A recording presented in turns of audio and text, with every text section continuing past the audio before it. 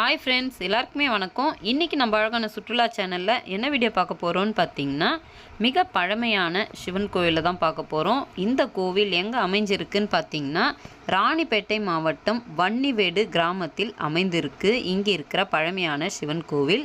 இங்கே இருக்கிற சிவபெருமாளுடைய திருப்பெயர் பார்த்திங்கன்னா அகத்தீஸ்வரர், தாயார் புவனேஸ்வரி அம்பாள் அமைஞ்சிருக்காங்க. அகத்திய முனிவர் பூஜித்ததால் இங்கே இருக்கிற சிவபெருமாளுடைய திருப்பெயர் பார்த்திங்கன்னா அகத்தீஸ்வரர்னு என பேர் அழைக்கப்படுது. முன்காலத்தில் இந்த இடமெல்லாம் பார்த்திங்கன்னா வன்னி மரங்கள் காடாக நிறைஞ்சிருந்ததால் பிற்காலத்தில் இந்த ஊர் பெயர் பார்த்திங்கன்னா வன்னிவேடு கிராமமாக அழைக்கப்படுது. கோவிலுக்கு போகிற வழியிலே கொஞ்சம் என்ட்ரன்ஸுக்கு முன்னாடியே பார்த்திங்கன்னா ஒரு சிவன் கோவிலும் ஒரு விநாயகர் கோவிலும் பார்த்திங்கன்னா ஒரு சிதைந்த நிலையில் காணப்படுது. இங்கே இருக்கிற சிவன் கோவிலும் விநாயகர் கோவிலும் பார்த்திங்கன்னா நம்ம போகிற அகத்தீஸ்வரர் கோவிலுக்கு சேர்ந்ததா இல்லை இது தனிப்பட்ட கோவிலான்னு தெரியல. ஆனால் கொஞ்சம் என்ட்ரன்ஸ்லேயே இருக்குது. மிக பழமையான கோவில், நம்ம பார்க்கும்போதே தெரியுது. அவ்வளோ அற்புதமாக இந்த கோவில் முன்னாடி இருந்திருக்கும். இப்போ பார்த்திங்கன்னா பாயஞ்ச நிலையில் காணப்படுது. சரி, நம்ம கோவிலுக்குள்ளே போய் பார்க்கலான்னு சொல்லிட்டு நினச்சோம். ஆனால் கோவிலுக்குள்ளே பார்த்திங்கன்னா ரொம்ப சிதைந்த நிலையில் காணப்படுறதால நம்ம கோவிலுக்குள்ளே போகல. சரி, கோவிலை சுற்றி பார்க்கலான்னு சொல்லிட்டு போயிருந்தோம். இங்கே பார்த்திங்கன்னா அந்த கோவிலோட அந்த ஒரு ஓரத்துலேயும் பார்த்திங்கன்னா நந்தியோட சிற்பத்தை அமைச்சிருக்காங்க. இந்த நந்தியோட சிற்பத்தில் பார்த்திங்கன்னா அவ்வளோ டிசைனிங் அந்த கழுத்தில். இதை பார்க்கும்போதே நம்ம இது எவ்வளோ பழமையான கோவில்னு சொல்லிட்டு நம்ம தெரிஞ்சுக்கலாம். சுமார் ஒரு 1000 ஆண்டுகள் பழமை மிக்க கோவிலாக இருக்கலாம்னு சொல்லிட்டு நான் நினைக்கிறேன். அங்கேருந்து நம்ம அகத்தீஸ்வரர் கோவிலோட என்ட்ரன்ஸ்க்கு வந்துட்டோம். கோவிலோட என்ட்ரன்ஸ்லேயே பார்த்திங்கன்னா புத்து அமைஞ்சிருக்கு. அதுக்கு முன்னாடி பார்த்திங்கன்னா லிங்கம் வடிவில் சிவபெருமாள் அமைஞ்சிருக்காங்க. இந்து கடவுளான சிவபெருமானுக்கு அர்ப்பணிக்கப்பட்ட இந்த கோவில் பார்த்திங்கன்னா பாலாற்று வடக்கு கரை நோக்கி ரொம்ப அற்புதமாக மிக பழமையான கோவிலாக அமைந்திருக்கு.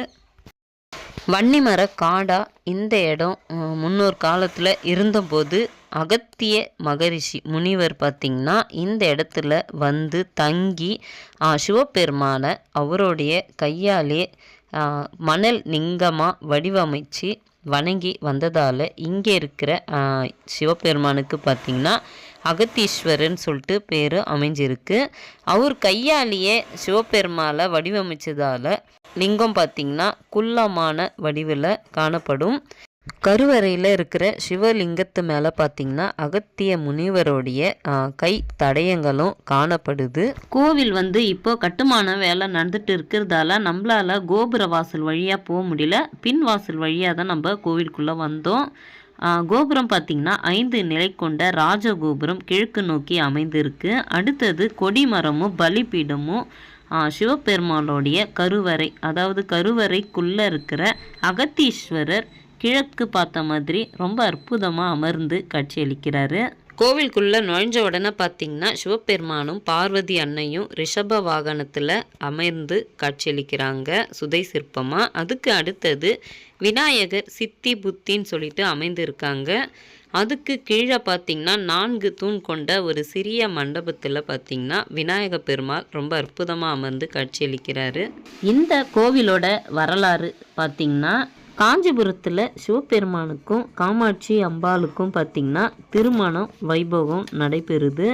அதை பார்க்க வந்த தேவர்களும் முனிவர்களும் நிறைஞ்சிருக்காங்க. திருமண வைபவத்தை காண வந்த சப்த ரிஷிகள் விஸ்வாமித்ரர், அகஸ்தியர், கௌதமர், அத்ரி, பரத்வாஜர், காஷ்யபர், வசிஷ்டர், இந்த 7 சப்த ரிஷிகளும் சிவபெருமானுடைய திருமணத்துக்கு வந்திருக்காங்க. ஆனால் தினமும் அவங்க சிவபெருமானை தனிமையாக தியானம் இருந்து வழிபடுவாங்களாம். அதுக்கு அவங்க சில காடுகளை தேர்ந்தெடுக்கிறாங்க.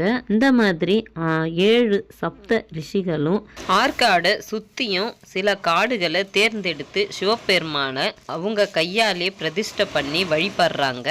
ரிஷிகள் வழிபட்ட 6 கோவில்களும் ஷடா ஆரண்யம் என அழைக்கப்படுது. ஆரண்யம்னா காடுன்னு சொல்லிட்டு அர்த்தம். அதனால தான் 6 ரிஷிகளும் சிவனை தான் கையாலேயே உருவாக்கி அந்த 6 காட்டுக்குள்ளே அமைச்சு வழிபட்டதால 6 காடுகள் நிறைந்ததால ஆற்காடுன்னு சொல்லிட்டு பேரு அழைக்கிறோம். இந்த 7 ரிஷிகளில் மூத்தவரான அகத்திய முனிவர் வழிபட்ட ஸ்தலம்தான் இங்கே இருக்கிற அகத்தீஸ்வரர் சிவன் கோவில். வன்னி மரங்கள் காடாக நிறைஞ்சிருந்த இந்த இடத்துல பார்த்திங்கன்னா அவர் கையாலேயே மணல் லிங்கமாக பிடிச்சி அவரை வேண்டி வழிபட்டு தவம் இருக்கார். கல்யாண கோலத்தில் பார்க்கணுன்னு சொல்லிட்டு அவர் வேண்டுதலை இணங்க சிவபெருமாளும் பார்வதி அன்னையும், அதாவது பார்த்திங்கன்னா காமாட்சி அன்னையும் பார்த்திங்கன்னா 2 பேரும் அவருக்கு தரிசனம் கொடுக்குறாங்க திருமண கோலத்தில்.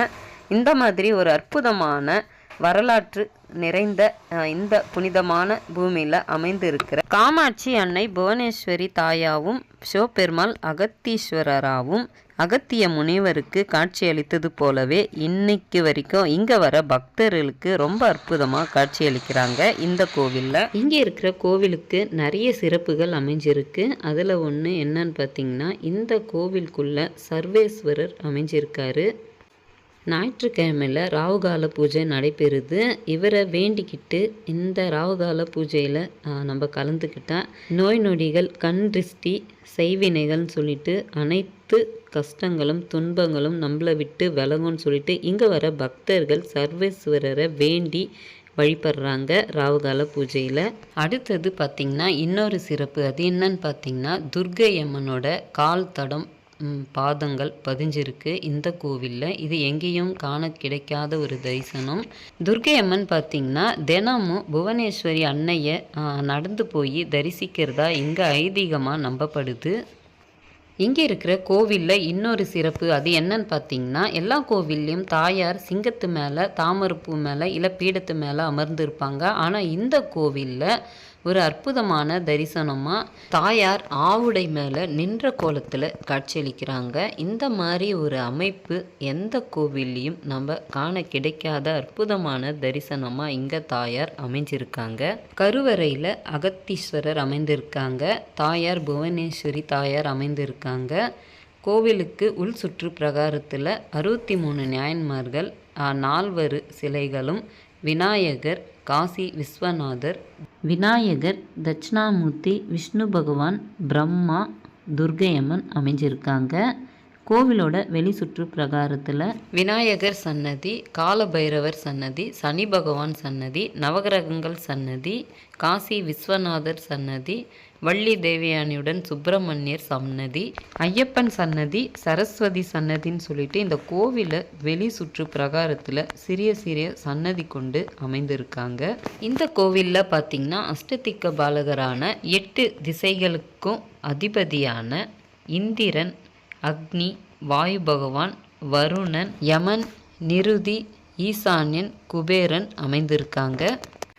கோவிலோட தல விருட்சமான வன்னி மரத்துக்கு கீழே பார்த்திங்கன்னா நாகர் அமைஞ்சிருக்காங்க. இங்கே இருக்கிற வன்னி மரத்தில் கல்யாணமாகாதவங்க தாலி கயிறை கட்டி வேண்டிக்கிட்டு போனால் மிக விரைவில் அவங்களுக்கு கல்யாண பாக்கியம் கிடைக்கும்னு சொல்லிட்டு இங்கே ஐதீகமாக நம்பப்படுது. இங்கே இருக்கிற கோவில் பார்த்திங்கன்னா பாண்டியர்கள் காலத்தில் கட்டப்பட்ட கோவிலாக இருக்கலாம்னு சொல்லிட்டு நம்பப்படுது. அடுத்தது கோவிலோட வெளி சுற்று பிரகாரத்தில் பார்த்திங்கன்னா அன்னபூரணி தாயாரும் சிவபெருமாள் நின்ற கோலத்தில் சூலத்தோட சுதை சிற்பமாக அமைச்சிருக்காங்க. ரொம்ப அழகாக இருந்தது. இவ்வளவும் சிறப்புமிக்க வரலாற்று நிறைந்த இங்கே இருக்கிற புனிதமான பூமியில் அமைந்திருக்கிற அகத்தீஸ்வரரையும் தாயார் புவனேஸ்வரி அன்னையும் நீங்களும் கண்டிப்பாக ஒரு முறையாவது இந்த கோவிலுக்கு தரிசனம் பண்ணுங்கள். இந்த கோவிலோட நடைத்திருப்பு நேரம் பார்த்திங்கன்னா காலையில் 8:30லேருந்து 12:30 வரைக்கும், மாலை பார்த்திங்கன்னா 4:30லேருந்து 8 மணி வரைக்கும் இந்த கோவில் திறந்திருக்கும். இன்னைக்கு இந்த வீடியோவில் ராணிப்பேட்டை மாவட்டம் வன்னிவேடு கிராமத்தில் அமைந்துள்ள அகத்தீஸ்வரரும் தாயார் புவனேஸ்வரி அன்னையவும் தரிசனம் பண்ணோம். இந்த வீடியோ பிடிச்சிருந்தா லைக் பண்ணுங்கள், ஷேர் பண்ணுங்கள், கமெண்ட்ஸ் பண்ணுங்கள், மறக்காமல் சப்ஸ்கிரைப் பண்ணுங்கள், பக்கத்தில் இருக்கிற பெல் ஐக்கனை கிளிக் பண்ணுங்கள். இதே மாதிரி இன்னொரு வீடியோவில் பார்க்கலாம். எல்லாருக்குமே பாய்.